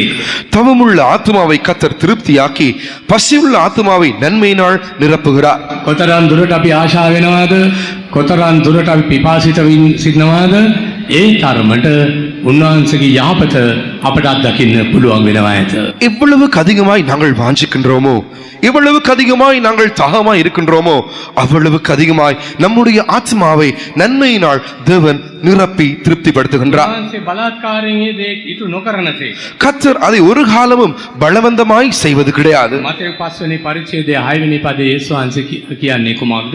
மத்தேயு 5 அதிகாரம் 6 வசனத்தில் இயேசு தாமே என்ன கூறுகிறார்? நீதியின் மேல் பசிதாகமுள்ளவர்கள் பாக்கியவான்கள், அவர்கள் திருப்தி அடைவார்கள். ධර්මිෂ්ඨකමට සාපිපාසා ඇත්තෝ ආශිර්වාද ලද්දෝය. මක්නිසාද ඔහු තෘප්තියට පැමිණෙන්නෝය.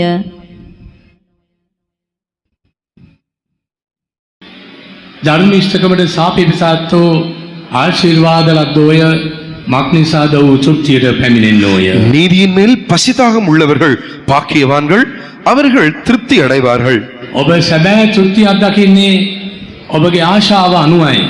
ඔබ ධර්මීෂ්ඨකවට ශාපීස පාසා ඇත්තෙක් වූ සිටින්නේ නම් ඔබ සෑහීමට පත් වෙනවා. ඒ තරමටම සෑහීමට පත් වෙනවා. உங்களுடைய வாஞ்சைக்கேற்ற விதத்தில் நீங்கள் திருப்தியாக்கப்படுவீர்கள். நீதியின் மேல் பசிதாக உள்ளவர்களாய் இருப்பீர்கள் என்றால் நிச்சயமாய் திருப்தி அடைவீர்கள். ඊළඟට ඇදහිල්ල ගැනත් අපි කියනවා. அடுத்ததாக விசுவாசத்தை குறித்து கவனிக்கின்றோம். ගීතාවලිය 28:13. 27ஆம் சங்கீதம் 13ஆம் வசனம். ජීවතුන්ගේ දේශයෙහි ස්වාමින්ගේ යහපත්කම දකින්ට ලැබෙයයි නොඇදහුවෙම් නම් කොපමණ අසරණද. நானோ ஜீவனுள்ளோர் தேசத்திலே கர்த்தருடைய நன்மையை காண்பேன் என்று விசுவாசியாதிருந்தால் கெட்டுப் போயிருப்பேன். ඇදහිල්ලත් නොතිබුණා නම් මම කොපමණ අසරණ වෙනවාද? நான் விசுவாசியாதிருந்தேன் என்றால் எவ்வளவு கெட்டு போயிருப்பேன். ජීවතුන්ගේ දේශයෙහි ස්වාමින්ගේ යහපත්කම දකින්න ලැබෙයයි නොඇදහුවේ නම් කොපමණ අසරණද? நானோ ஜீவனுள்ளோர் தேசத்திலே கர்த்தருடைய நன்மையை காண்பேன் என்று விசுவாசியாதிருந்தால் கெட்டு போயிருப்பேன். ඒ නිසා අපට ඇදහිල්ල අවශ්‍යයි. ස්වාමින්ගේ යහපත්කම දකින්ට ලැබෙන බව, ජීවතුන්ගේ දේශයේ ස්වාමින්ගේ යහපත මට දකින්න ලැබේ යන විශ්වාසය අපට තිබිය යුතුය. ஜீவனுள்ளோர் தேசத்திலே கர்த்தருடைய நன்மைகளை நான் காண்பேன் என்றதான அந்த விசுவாசம் நமக்கு அத்தியாவசியமாயிருக்கிறது. එබ්‍රේ 11 වෙනි පරිච්ඡේදයේ 6 වෙනි පදයේ අප කියවන්නේ எபிரேயர் 11ஆம் அதிகாரம் 6ஆம் வசனத்தில் இவ்வாறு வாசிக்கின்றோம். விசுவாசம் இல்லாமல் தேவனுக்கு பிரியமாயிருப்பது கூடாத காரியம். ஏனென்றால் தேவனிடத்தில் சேருகிறவன் அவர் உண்டென்றும் அவர் தம்மை தேடுகிறவர்களுக்கு பலன் அளிக்கிறவர் என்றும் விசுவாசிக்க வேண்டும். නොමුත් ඇදහිල්ල නැතුව උන්වහන්සේව ප්‍රසන්න කරන්නට නොපුළුවන මක්නිසාද දෙවියන් වහන්සේ වෙතට ළඟා වෙන්නා විසින් උන්වහන්සේ විද්‍යාමාන බවත් උන්වහන්සේ සොයන්නන්ට විපාක දෙන කෙනෙකු බවත් විශ්වාස කරන්නට ඕනෑය. වැදගත් කරුණක් කියලා තියෙනවා. இங்கு மிக முக்கியமான ஒரு விடயம் கூறப்படுகிறது. උන්වහන්සේ ප්‍රසන්න කරන්නට නොපුළුවන விசுவாசம் இல்லாமல் தேவனுக்கு பிரியமாய் இருப்பது கூடாத காரியம். මක්නිසා දෙවියන් වහන්සේ වෙතට ළඟා වෙන්නා විසින් උන්වහන්සේ විද්‍යාමාන බවත් උන්වහන්සේ සොයන්නන්ට විපාක දෙන කෙනෙකු බවත් විශ්වාස කරන්න ඕනෑය. ஏனென்றால் தேவனிடத்தில் சேருகிறவன் அவன் உண்டென்றும் அவர் தம்மை தேடுகிறவர்களுக்கு பலன் அளிக்கிறார் என்று விசுவாசிக்க வேண்டும். ඒ නිසා උන්වහන්සේ වෙතට පැමිණෙන්නම් උන්වහන්සේ විශ්වාස කළ යුතු ඇත.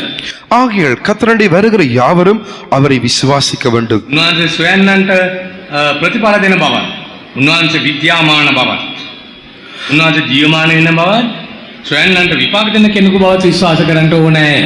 தேவனிடத்தில் சேருகிறவன் அவர் ஒன்றென்று அவர் ஜீவிக்கிறார் என்று அவர் ஜீவனுள்ளவர் என்று விசுவாசிக்க வேண்டும். அதே சமயத்தில் அவரை தேடுகிறவர்களுக்கு பலன் அளிக்கிறார் நன்மை அளிக்கிறார் என்றும் விசுவாசிக்க வேண்டும். නමුත් අපි තවදුරටත් බයිබලයේ කියවන්නේ කුමක්ද? மேலும் நாங்கள் வேதத்தில் என்ன வாசிக்கின்றோம்? මේ ලෝකයේ දෙවියා කියන්නේ කවුද? යක්ෂයා. இந்த உலகத்தின் அதிபதி யார்? பிசாசு. ඔව් නොඅදානන්ගේ ඇස් අන්ධ කර තිබෙනවා. விசுவாசியாதவர்களுடைய கண்களை குருடாக்கி போட்டு விட்டான். දෙවෙනි කොරින්ති 4:4 කියවන්න. 2 கொரிந்தியர் 4ஆம் அதிகாரம் 4ஆம் வசனத்தை வாசிப்போம். தேவனுடைய சாயலாயிருக்கிற கிறிஸ்துவின் மகிமையான சுவிசேஷத்தின் ஒளி அவிசுவாசிகளாகிய அவர்களுக்கு பிரகாசமாய் இராதபடிக்கு இப்பிரபஞ்சத்தின் தேவனானவன் அவருடைய மனதை குருடாக்கினான். නොඇදහිලිකාර වූ ඔවුන් තුළ දෙවියන් වහන්සේගේ ස්වරූපය වූ ක්‍රිස්තුස් වහන්සේගේ තේජසේ සුභාරංචි ආලෝකය නොබැබලෙන පිණිස මේ ලෝකයේ දෙවියා ඔවුන්ගේ සිත් අන්ධ කළේය. සමහරුන්ට ස්වාමීන් වහන්සේගේ යාපත්කම තේරුම් ගත නොහැකිව තිබෙන්නේ මන්දයි දැන් ඔබට වැටහෙනවාද? சிலருக்கு தேவனுடைய நன்மைகளை காணக்கூடாது இருப்பது காரணம் என்னவென்று இப்பொழுது விளங்குகிறதா? දෙවියන් වහන්සේ අනුමාන කරන්නේ මන්දයි ඔබට වැටහෙනවාද? தேவனை ஏன் நீங்கள் சந்தேகிக்கின்றீர்கள் என்பது உங்களுக்கு தெளிவாகிறதா? දෙවියන් වහන්සේ සැක කරමින් ප්‍රතික්ෂේප කරන්නේ මන්දයි ඔබට වැටහෙනවාද? தேவனை சந்தேகித்து அவர் இல்லை என்று நீங்கள் அவரை நிராகரிப்பது ஏன் என்று புரிகிறதா? නොඇදලිකාරු වුන් තුළ දෙවියන් වහන්සේගෙන් ස්වරූපය වූ ක්‍රිස්තුස් වහන්සේගේ තේජසේ සුභාරංචි ආලෝකය නොබැබලෙන පිණිස මේ ලෝකයේ දෙවියා ඔවුන්ගේ සිත් අන්ධ කෙලේය. தேவனுடைய சாயலாய் இருக்கிற கிறிஸ்துவின் மகிமையான சுவிசேஷத்தின் ஒளி அவிசுவாசிகளாகிய அவர்களுக்கு பிரகாசமாயிராதபடிக்கு இப்பிரபஞ்சத்தின் தேவன் தானே அவர்களுடைய மனதை குருடாக்கினான். ඔබ අනුමාන කරද්දී සතුරා ඇවිත් තවදුරටත් ඔබගේ ඇස් අන්ධ කරනවා. நீங்கள் சந்தேகிக்கும் பொழுது சத்துருவானவன் வந்து இன்னுமாய் உங்கள் கண்களை குருடாக்கி விடுகிறான். වහන්සේගේ තේජ සුභාරංචි ආලෝකය නොබැබලෙන පිණිස தேவனுடைய சாலாய் இருக்கிற கிறிஸ்துவின் மகிமையான சுவிசேஷம் ஒளி பிரகாசிக்காதபடிக்கு මේ නිසා ඇදහිල්ල ඉතා වැදගත් කරුණක් දෙවියන් වහන්සේගේ යහපත්කම් දැක ගැනීම සහ අත්දැකීම සඳහා. ஆகையால் தேவனுடைய நன்மைகளை கண்டு அவற்றை அனுபவிக்க விசுவாசம் மிக அத்தியாவசியமாய் காணப்படுகிறது. ඊළඟට அடுத்ததாக දිලිඳු අය தரித்திரர் දිලිඳුකම නැත්නම් දිලිඳු අය ස්වාමීන් වහන්සේගේ යහපත්කම අත්දකිනවා.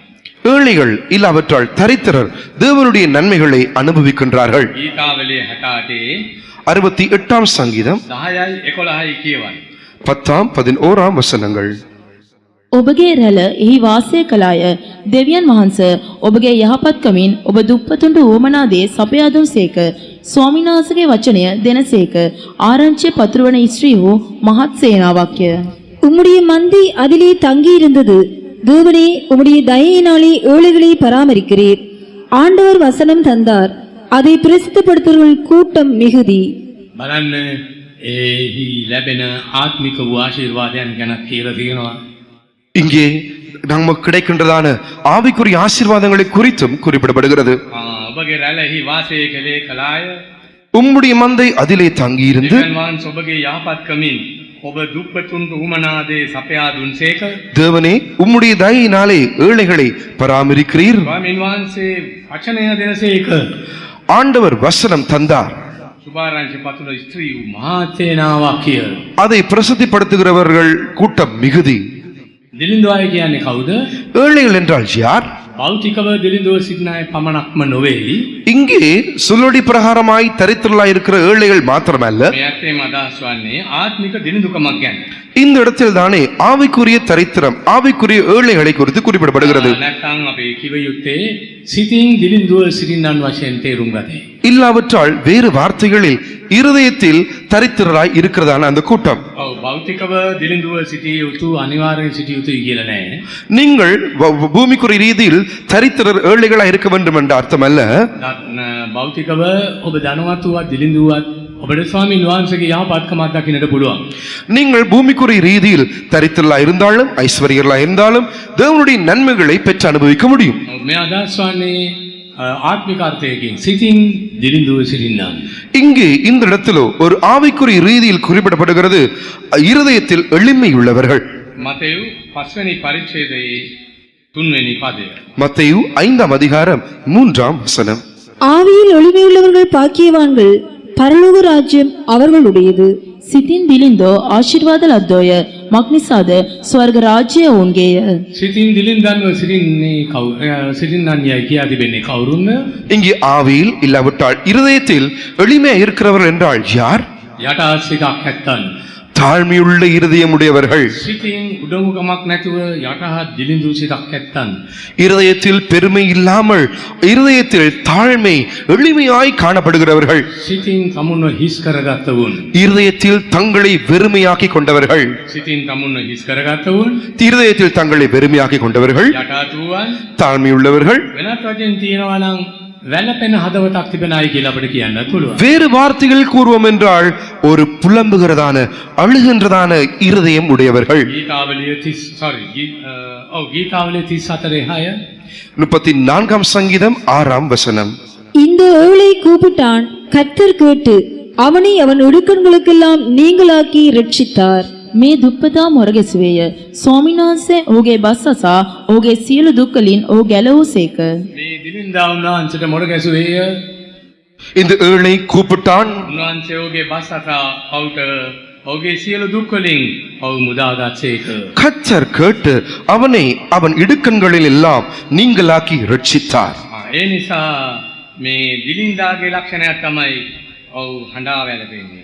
இந்த ஏழைகளின் ஒரு குணாதிசயம் என்னவென்றால் அழுவது புலம்புவதா இருக்கிறது. මොර ගසන්නේ. அவன் கூப்பிடுகிறான். ගීතාවලිය 34:6 අපි කියවන්නේද? 34ஆம் சங்கீதம் 6ஆம் வசனத்தில் இதையே நாங்கள் வாசித்தோம். මේ දුප්පතා මොර ගැසුවේය. උන්වහන්සේ ඔහුගේ බස් අසාවගේ සියලු දුක් වලින් ඔහු බැලෙව්සේක. இந்த ஏழை கூப்பிட்டான், கத்தர் கேட்டு அவனை அவன் எல்லா இடுக்கண்கள் எல்லாம் நீங்களாக்கி ரட்சித்தார். ඔබගේ දුක් කන්දරා සමග ඔබගේ ප්‍රශ්න කරදර සමග ඔබ දෙවියන් වහන්සේ කණ්ඩ ගසන්නේ නම් මොර ගසන්නේ නම් උන්වහන්සේ ඔබට පිළිතුරු දී ඔබ මුදාහරනවා ඒකාන්තයි. உங்கள் துக்கங்கள் கவலைகள் பிரச்சனைகளோடு கூட கத்தரை நோக்கி கூப்பிட்டீர்கள் என்றால் நிச்சயமாய் அவர் உங்களுக்கு கேட்டு உங்களுக்கு பதில் அளிப்பார். දිනදුවයිගේ තවත් ප්‍රශ්නයක් තිබෙනවා. இந்த- තමුන්ගේ හදවත තුවාල කරගත්ත වුන් පවා දුප්පතුන් වශයෙන් හඳුන්වා ගිය. தரித்திரலை குறித்து இன்னொரு விடயத்தை நாங்கள் பார்க்கின்றோம். இந்த ஏழைகள் தங்களுடைய இருதயத்தில் காயப்பட்டவர்களாய் காணப்படுகிறார்கள் என்றும் நாங்கள் வாசிக்கின்றோம். ගීතාවලිය 109:22. 109ஆம் சங்கீதம் 22ஆம் வசனம்.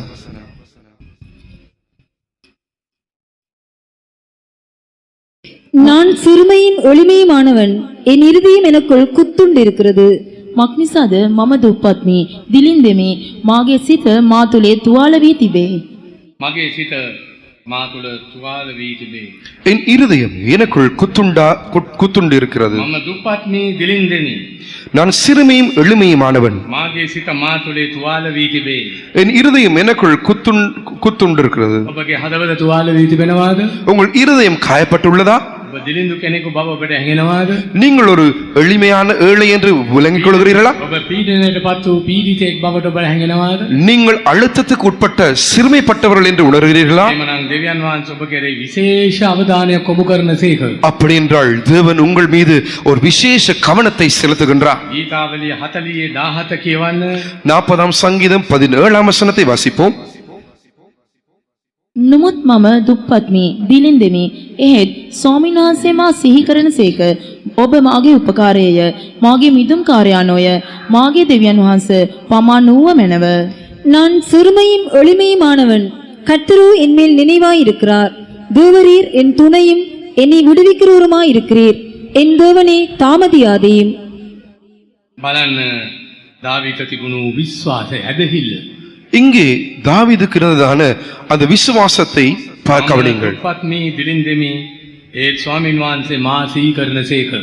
நான் சிறுமையும் எளிமையுமானவன், கர்த்தரோ என்மேல் நினைவாய் இருக்கிறார். ඔබ මාගේ උපකාරය, தேவரீர் என் துணையும் මාගේ මිදුම් කාර්යානෝය, என்னை விடுவிக்கிறமாய் இருக்கிறீர். මාගේ දෙවියන් වහන්සේ පමාණ්ඩුව මැනව. என் தேவனே தாமதியாதேயும். දෙවියන් වහන්සේ ඔබ කෙරෙහි විශේෂ සැලකිල්ලක් දක්වමින් සිටිනවා. கர்த்தர் உங்கள் மேல் விசேஷ கவனம் உள்ளவராயிருக்கின்றார். ගීතාවලිය 72:12 කියවන්න. 72ஆம் சங்கீதம் 12ஆம் வசனத்தை வாசிப்போம். මක්නිසාද උන්වහන්සේ මොරගසන දිලින්දාද උපකාරකාරයෙක් නැති දුප්පතාද මුදා හරින්නේය. கூப்பிடுகிற எளியவனையும் உதவியற்ற சிறுமையானவனையும் அவர் விடுவிப்பார். මක්නිසාද උන්වහන්සේ මොරගසන දිලින්දාද උපකාරයක් නැති දුප්පතාද මුදාහරින්නේය. கூப்பிடுகிற எளியவனையும் உதவியற்ற சிறுமையானவனையும் அவர் விடுவிப்பார்.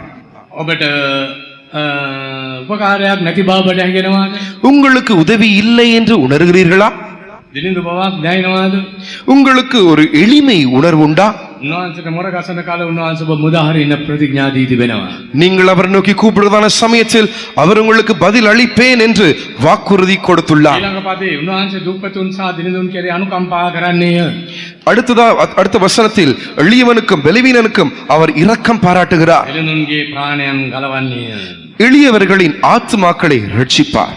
උන්වහන්සේ ඔවුන්ගේ ප්‍රාණය පීඩාවෙන්ද බලාත්කාරයෙන්ද මුදන්නේය. அவர்கள் ஆத்துமாக்களை வஞ்சகத்திற்கும் கொடுமைக்கும் தப்புவிப்பார். ඔවුන්ගේ ලේ උන්වහන්සේගේ සමය අනර්ග වන්නේය. அவர்களுடைய இரத்தம் அவருடைய பார்வைக்கு அருமையாயிருக்கும். ඒ නිසායි උන්වහන්සේ තමන්ගේ අනර්ග රුධිරය ඔබ වෙනුවෙන් වැగిරෙව්වේ. இது நிமித்தமாகவே கர்த்தர் தம்முடைய அருமையான இரத்தத்தை, விலையேற பெற்ற இரத்தத்தை உங்களுக்காய் சிந்தினார். ගීතාවලිය 113:7 කියවන්න. 113ஆம் சங்கீதம் 7ஆம் வசனத்தை வாசிப்போம். அவர் சிறியவனை புழுதியிலிருந்து தூக்கி விடுகிறார், எளியவனை குப்பையிலிருந்து உயர்த்துகிறார். අධිපතියන් සමග එනම් ස්වකීය සෙනගගේ අධිපතියන් සමග හිඳුවන පිණිස උන්වහන්සේ දුප්පතා දූලියෙන් නැගිටවනසේක, දිලිඳා කසල ගොඩින් ඔසවනසේක. අධිපතියන් හත්වෙනි අධිපතියන් සමග නම් ස්වකීය සෙනගගේ අධිපතියන් සමග ඉඳවන පිණිස උන්වහන්සේ දුප්පතා දූලියෙන් නැගිටවනසේක. தம்முடைய ஜனங்களை பிரபுக்களோடு உட்கார பண்ணும்படியாக அவர் சிறியவனை புழுதியிலிருந்து தூக்கி விடுகிறார். දිලින්දා කසල ගොඩින් ඔසවනසේක. எளியவனை குப்பையிலிருந்து உயர்த்துகிறார். උන්වහන්සේ දිලිඳු අය කෙරෙහි විශේෂ අවධානයක් යොමු කරමින් සිටිනසේක. கர்த்தர் எளியவர்கள் மீது விசேஷ கவனத்தை செலுத்துகிறவராய் இருக்கிறார். දිලිඳු ආශිර්වාද ලද්දෝය.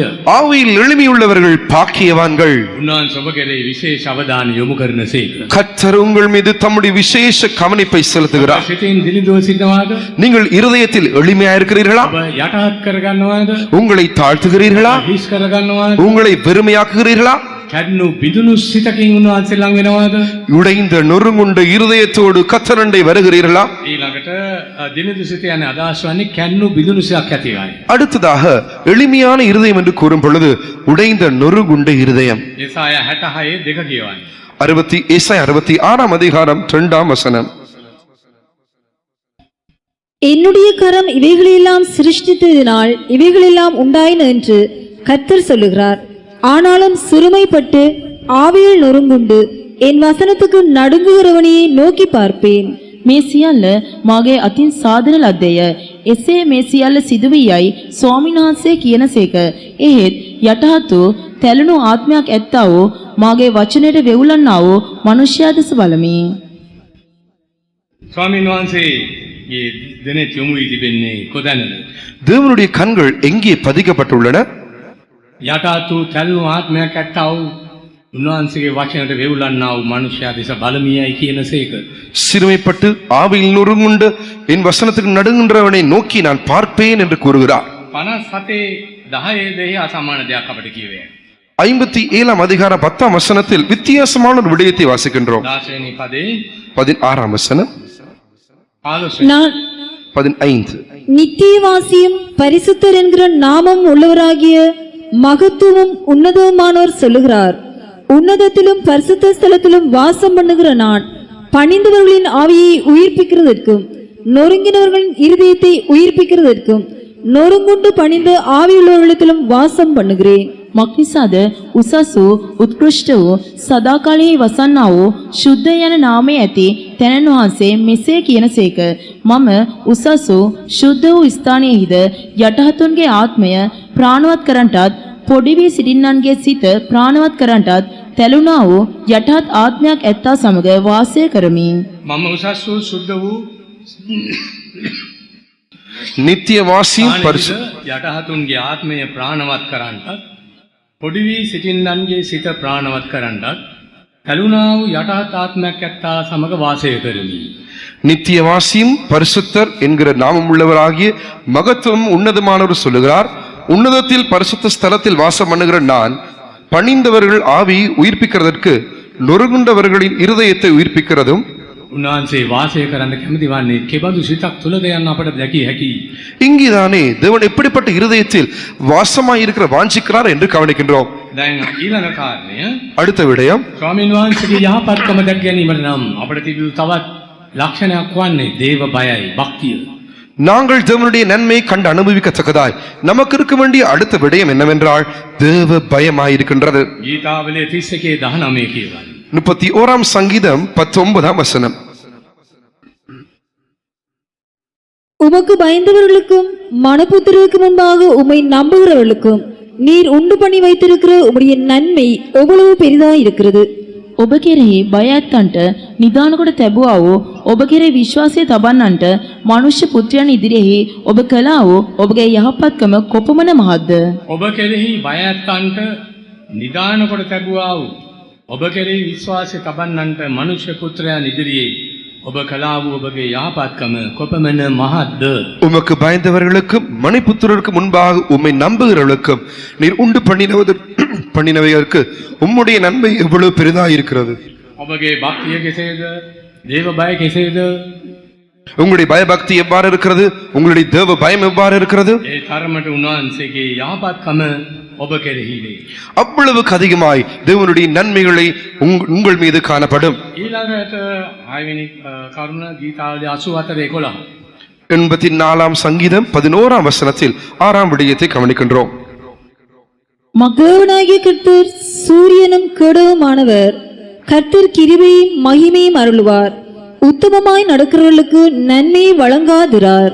මක්නිසාද දෙවියෝ ස්වාමීන් වහන්සේ සූර්යයෙක්ය පලිහක්ය ස්වාමීන් වහන්සේ අනුග්‍රහයත් මහිමයත් දෙනසේක අවංක ලෙස හැසිරෙන්නන්ගෙන් කිසි යහපතක් නොවළක්වනසේක අවංක ලෙස හැසිරෙන්නන්ගෙන් කිසි යහපතක් නොවළක්වනසේක உத்தமமாய் நடக்கிறவர்களுக்கு நன்மையை வழங்குகின்றார். අවංක වීම යනු නිර්දෝෂී වීම යන නොවේ. உத்தமம் என்று சொல்லும் பொழுது ஏதோ குற்றக்குறைகள் ஒன்றும் இல்லாதவர்கள் என்று அர்த்தம் அல்ல. වැරදි නැති කෙනෙක් නෑ. සියල්ලම පව් කර දේවමයි මිහින වී සිටිනවා. தவறு இழைக்காத ஒருவர் கிடையாது. எல்லோரும் பாவம் செய்து தேவ மகிமையில் அற்றவர்களாகி. අදහස් වන්නේ තමන්ගේ සැබෑ තත්ත්වය දෙවියන් වහන්සේ ඉදිරියේ පිළිගන්න අයව. இதன் அர்த்தம் என்னவென்றால் தங்களுடைய மெய் நிலவரத்தை தேவருக்கு முன்பாய் ஏற்றுக்கொள்ளுகிறவர்கள். අවංකවම තමන්ගේ සැබෑ තත්ත්වය ප්‍රකාශ කරන මුන්. அவர்கள் தங்களுடைய மெய் நிலவரத்தை வெளிப்படுத்துகிறவர்களாய் காணப்படுகிறார்கள். අවංකව ඇත්ත කතා කරන මුන්. உண்மையாய் மெய்யை பேசுகிறவர்கள். අන්න ඒ බඳු අය අවංක අය වශයෙන් සලකනු ලබනවා. இப்படிப்பட்டவர்கள் உத்தமர்கள் என்று அழைக்கப்படுகிறார்கள். අන්න ඒ බඳු අයගෙන් කිසි ආපතක් උන්වහන්සේ වළක්වා ගන්නේ නැත. அப்படிப்பட்டவர்களிடத்திலிருந்து தேவன் ஒரு காலம் எந்த நன்மையும் அவர் விட்டு வைக்க மாட்டார். කරුණු හතක් සලකා බැලුවා. நாங்கள் 7 விடயங்களை கவனித்து பார்த்தோம். වහන්සේගේ යහපත්කම උරගා බැලීම සඳහා கர்த்தருடைய நன்மைகள் நாங்கள் கண்டறியும்படியாக ආත්මික ආකාරයෙන් පවා ஆவிக்குரிய பிரகாரமாகவும் கூட උන්වහන්සේ සෙවීම கர்த்தரை தேடுவது, අපේ දැඩි ආශාව උන්වහන්සේගේ දේවල් කෙරෙහි දැඩි ආශාව දෙවනුව இரண்டாவதாய் கர்த்தருடைய காரியங்கள் விடயங்கள் மீது அதிகமான ஒரு வாஞ்சை, තුන්වෙනුව ඇදහිල්ල மூன்றாவது விசுவாசம், හතරවෙනුව දිලිඳු අය වීම සිතින් දිලිඳු අය වීම நான்காவது இருதயத்தில் ஆவியில் எளிமையாய் காணப்படுவது, පස්වෙනුව දේව භක්තිය ஐந்தாவது தேவ பக்தி, හයවෙනුව ஆறாவதாக අවංක වීම உத்தமமாய் இருப்பது, හත්වෙනුව ஏழாவது උන්වහන්සේගේ ගෘහය தேவனுடைய வீடு. ඊකාවල 65:4 65 சங்கீதம் 4 வசனம். ඔබගේ මිතුල්වල වාසය කරන පිණිස ඔබ තෝරා ගන්නා වූ ඔබට ලංවෙන්ට සලස්වන්නා වූ තැනැත්තේ ආශිර්වාද ලද්දේය. ඔබගේ ගෘහය වූ ඔබගේ ශුද්ධ මන්දිරයේ යහපතින් අපට තෘප්තියට පැමිණෙන්නෙමුව. உம்முடைய பிரகாரங்களில் வாசமாயிருக்கும்படி நீர் தெரிந்து கொண்டு சேர்த்து கொள்ளுகிறவன் பாக்கியவான். உம்முடைய பரிசுத்த ஆலயமாகிய உமது வீட்டின் நன்மையால் திருப்தியாவோம்.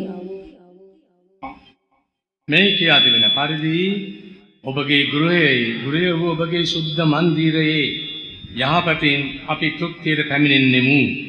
உம்முடைய பிரகாரங்களில் வாசமாய் இருக்கும்படி உம்முடைய வீட்டில் நாங்கள் நன்மைகளால் திருப்தியாகும். මිදුල්වල වාසය කරන පිණිස ඔබ තෝරා ගන්නා වූ ඔබට ලංවෙන්ට සලස්වන්නා වූ තැනැත්තේ ආශිර්වාද ලද්දේ. உம்முடைய பிரகாரங்களில் வாசமாய் இருக்கும்படி நீர் தெரிந்து கொண்டு சேர்த்துக் கொள்ளுகிறவன் பாக்கியவான். உம்முடைய பரிசுத்த ஆலயமாகிய உம்முடைய வீட்டின் நன்மையால் திருப்தியாவோம். ඔබ වාසනාවන්තයන්. උන්වහන්සේගේ ගෘහයට උන්වහන්සේගේ මිදුල්වලට ඔබ ගෙනෙනු ලැබ සිටිනා ඔබ සැබවින්ම වාසනාවන්ත. நீங்கள் தேவனுடைய பிரகாரங்களுக்குள் தேவனுடைய வீட்டிற்குள் கொண்டு வரப்பட்டிருக்கிறபடியினால் நீங்கள் மெய்யாவே பாக்கியவான்களாயிருக்கிறீர்கள். උන්වහන්සේ ගෘහේ යහපතින් තෘප්තියට පැමිණෙන්න ඔබ වග බලාගත යුතුයි.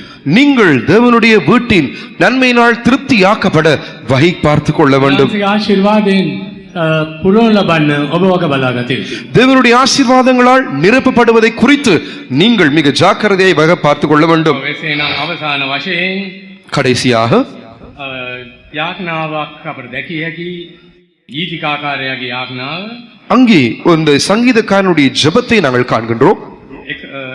පවුල්ගේ යාඥාව பரிசுத்த பவுலுடைய ஜெபம் 1 තෙසලෝනික 1:11 කියවන්නේ 1 තෙසලෝනික 1:11 முதலாம் தெசலோனிக்கேர் 1 அதிகாரம் 11 வசனம். දෙවන තෙසලෝනික 1:11 இரண்டாம் தெசலோனிக்கேர் 1 அதிகாரம் 11 வசனம். ஆகையால் நம்முடைய தேவனும் கர்த்தராகிய இயேசு கிறிஸ்துவும் அளிக்கும் கிருபையின்படி நம்முடைய கர்த்தராகிய இயேசு கிறிஸ்துவின் நாமம் உங்களிடத்திலும் நீங்கள் அவரிடத்திலும் மகிமைப்படும் பொருட்டாக நம்முடைய தேவன் உங்களை தமது அழைப்புக்கு பாத்திரராக்கவும் தமது தயவுள்ள சித்தம் முழுவதையும் விசுவாசத்தின்படி கிரியையும் பலமாய் உங்களிடத்தில் நிறைவேற்றவும் வேண்டும் என்று எப்பொழுதும் உங்களுக்காக வேண்டிக் கொள்ளுகிறோம். එබැවින් අපගේ දෙවියන් දොස්වැනි පදයේ සිංහලෙන් නුබලාගේ කැඳවීමට සුදුස්සෝ යයි අපගේ දෙවියන් වහන්සේ විසින් ඒත්තුගෙන යහපත්කමේ සියලු ආශාද ඇදහි ආත්මයන් වහන්සේගේ ඵල සියලු ආකාර යහපතින් ඉෂ්ට වෙනවා කියලා ගලත් එපිස 5:9 අපි කියවනවා. எபேசியர் 5 அதிகாரம் 9 வசனத்தில் ஆவியானவருடைய சகல கனிகளும் நமக்குள் நிறைவேற்றப்படுகிறது என்று வாசிக்கிறோம். සියලු යහපත් කම. எல்லா நன்மையினால் நிறைவேற்றப்படுகிறது என்று வாசிக்கிறோம். ஆவியின் கனி சகல நற்குணத்திலும் நீதியிலும் உண்மையிலும் விளங்கும். ආලෝකයේ ඵල නම් සියලු ආකාර යහපත්කමත් ධර්මිෂ්ඨකමත් සැබෑකමත්ය. ආත්මයන් වහන්සේ පලනන් සියලු ආකාර යහපත්කමත් ධර්මිෂ්ඨකමත් සැබෑකමත්.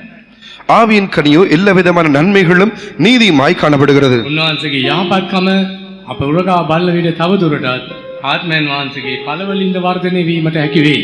நாங்கள் தேவனுடைய நன்மைகளை கண்டு அனுபவிக்கிறதான சமயத்தில் தானே ஆவியின் கனிகளிலும் நாங்கள் வளரக்கூடியவர்களாய் காணப்படுவோம். ගලාති 5:22 23 පදවල ආත්මයන් වහන්සේගේ පළ ගැන අපි කියවනවා. கலாத்தியர் 5ஆம் அதிகாரம் 22ஆம் 23ஆம் வசனங்களில் ஆவியின் கனிகளை குறித்து வாசிக்கின்றோம். ස්වභාවයේ වර්ධනය වීම පෙන්눔 කරයි. தெய்வீக சுபாவத்தில் வளர்வதை அது காண்பிக்கின்றது. සේවයටත් උදව් වෙනවා. அது ஊழியத்திற்கும் உதவியாய் இருக்கிறது. 15:14 කියවන්නේ. ரோமர் 15ஆம் அதிகாரம் 17ஆம் வசனத்தை வாசிப்போம். ஆதலால் நான் தேவனுக்குரியவைகளை குறித்து இயேசு கிறிஸ்துவை கொண்டு மேன்மை பாராட்ட எனக்கு இடம் உண்டு. එහෙයින් දෙවියන් වහන්සේට අදාළ කාරණා ගැන ක්‍රිස්තුස් යේසුස් වහන්සේ තුල මාගේ පාරට්ටු කර ගැනීමක් තිබේ. என் சகோதரரே, நீங்கள் நற்குணத்தினால் நிறைந்தவர்களும் சகல அறிவினாலும் நிரப்பப்பட்டவர்களும் ஒருவருக்கொருவர் புத்தி சொல்ல வல்லவர்களுமாய் இருக்கிறீர்கள் என்று. එකිනෙකාට දැනුමුතුකම් දෙන්න, එකිනෙකා සේවය කරන්න මේ යහපත්කමින් අපට වරම් ලැබෙනවා. ஒவ்வொருவரையும் நாங்கள் புத்தி சொல்ல ஒவ்வொருவருக்கும் ஊழியத்துக்கு உதவியாய் இந்த நன்மைகள் அமைகிறதாய் காணப்படுகிறது. දැන් මේ රැස්වීම නිම කරන මේ වෙලාවේදී நாங்கள் இந்த கூட்டத்தை முடிக்கிறதான இந்த சமயத்தில் தானே කල යුත්තේ කුමක්ද? நாங்கள் செய்ய வேண்டியது ඔබ என்னது? ස්වාමීන් වහන්සේගේ යහපත්කම වැඩි තවත් වැඩි අත්දකින්න ඔබ කැමති වෙනවද? நீங்கள் தேவனுடைய நன்மைகளை அதிகமாய் அனுபவிக்க விரும்புகிறீர்களா? එහෙමනම් ගීතාවල 107:8 කියා තිබෙන්නේ කුමක්දයි බලන්න. அப்படி என்றால் 107ஆம் சங்கீதம் 8ஆம் வசனத்தில் குறிப்பிடப்பட்டதை வாசிப்போம். தவணமுள்ள ஆத்துமாவை கர்த்தர் திருப்தியாக்கி பசியுள்ள ஆத்துமாவை நன்மையினால் நிரப்புகிறார் என்று. ස්වාමින්ගේ යහපත්කම හා මනුෂ්‍ය පුත්‍රයන්ට කරන පුදුම ක්‍රියා ගැන මනුෂ්‍යයෝ උන්වහන්සේට ස්තුති කෙරෙත්වා. කල යුත්තේ යන්නේ නේද? நாங்கள் இது செய்ய வேண்டிய விடயம் இதுவே. උන්වහන්සේගේ යහපත්කම ඔබ අත්දැක තිබෙනවා නම් මේ දක්වා ඒ ගැන වැඩියෙන් ස්තුති කළ යුතුයි. நீங்கள் இம்மட்டும் தேவனுடைய நன்மைகளை அனுபவித்திருப்பீர்கள் என்றால் அதை குறித்து மென்மேலும் கர்த்தருக்கு நன்றி உள்ளவர்களாய் இருக்க வேண்டும். අපි කියවන්නේ ස්වාමීන්ගේ යහපත්කම හා මනුෂ්‍ය පුත්‍රයන්ට කරන පුදුම ක්‍රියා ගැන මනුෂ්‍ය උන්වහන්සේට ස්තුති කෙරෙත්වා. தேவனுடைய நன்மைகளுக்காகவும் கர்த்தருடைய கிரியைகளுக்காகவும் மனிதர்கள் மென்மேலும் கர்த்தரை ஸ்தோத்திரம் பண்ண கடவர். පසු පදව බලන්න. மற்ற வசனங்களை வாசிப்போம். නිසාද උන්වහන්සේ පිපාසිතයා තෘප්තියට පමුණුවා. සුදා ඇත්තා යහපතින් පිනවනසේක. தவமுள்ள ஆத்துமாவை கர்த்தர் திருப்தியாக்கி பசியுள்ள ஆத்துமாவை நன்மையினால் நிரப்புகிறார். සමහරෙක් පීඩාවෙන් සහ යදමින් බඳිනු ලැබ. அவருடைய கிருபை நிமித்தம் மனுபுத்திரருக்கு அவனுடைய வார்த்தைக்கு விரோதமாய் கலகம் பண்ண අඳුරෙහිද මරණ සෙවණෙහිද සිටියෝය. தமிழில் 11ஆம் வசனம். අන්ධකාරத்திலும் மரண இருளிலும் காணப்பட்டார்கள். කුමක්ෙන්ද වූ දෙවියන් වහන්සේගේ වචනවලට විරුද්ධව කැරලි ගසා மௌத்தமேன்ගේ මන්ත්‍රණය හෙලා දැක්කෝය. 10ஆம் வசனம். தேவனுடைய வார்த்தைகளுக்கு விரோதமாய் கலகம் பண்ணி உன்னதமானவருடைய ஆலோசனை அசட்டை பண்ணினவர்கள். ඊට ඔහු තමුන්ගේ ඉපදේදී ස්වාමීන්ට මොර ගැසුවෝය. උන්වහන්සේගේ විපත්ති වලින් ඔවුන් ගැලවුසේක. 13ஆம் வசனம். தங்கள் ஆபத்திலே கர்த்தரை நோக்கி கூப்பிட்டார்கள், அவர்கள் இக்கட்டுகளிலிருந்து அவர்களை நீங்களாக்கி ரட்சித்தார். අඳුරෙන්ද මරණ සෙවණෙන්ද ඔවුන් පිරිතටගෙන ඔවුන්ගේ බැලි බින්දසේක. அந்தகாரத்திலும் மரண இருளும் இருந்து அவர்களை வெளிப்பட பண்ணி அவர்கள் கட்டுக்களை அறுத்தார். ස්වාමීන්ගේ යහපත්කම් හා මනුෂ්‍ය පුත්‍රයන්ට කරන පුදුම ක්‍රියා ගැන මනුෂ්‍ය උන්වහන්සේට ස්තුති කෙරෙත්වා. தேவனுடைய நன்மைகளுக்காம் மனுபுத்திரருக்கு அவர் செய்கிற சகல நன்மைகளுக்காம் அவர்கள் கர்த்தரை துதிக்க கடவர்கள். කී දෙනෙක් උන්වහන්සේට ස්තුති කරන්න සූදානම්ෙන් සිටිනවද? எத்தனை பேர் கர்த்தரை துதிக்க ஆயத்தமாக இருக்கிறீர்கள்? උන්වහන්සේ කළ අරුම පුදුම ක්‍රියාවන් ගැන, උන්වහන්සේගේ යහපත්කම් ගැන, கர்த்தர் செய்ததான அதிசய ஆச்சரியமான நன்மைகளுக்காக සියලු දෙනා දැස්වියා ගනිමුද? எல்லாரும் கண்களை மூடிக்கொள்வோம். අපි සියලු දෙනා එක්සත් උන්වහන්සේට ස්තුති කරන්න යනවා. நாங்கள் எல்லாரும் ஒருமனப்பட்டு கர்த்தரை துதிக்க போகின்றோம். යහපත්කම් සීකරමින් ස්තුති කරද්දී උන්වහන්සේගේ යහපත්කම, ඒ උන්වහන්සේගේ යහපත් වරයන් අපිට වැඩි වෙන්නේ අත්දකින්න පුළුවන් වෙනවා. நாங்கள் கர்த்தருடைய நன்மைகளை நினைத்து சிந்தித்து நன்றியாய் துதிக்கும் பொழுது மென்மேலும் அவருடைய நன்மையின் வரங்களால் நாங்கள் நிரப்பப்படுகிறவர்களாய் காணப்படுவோம்.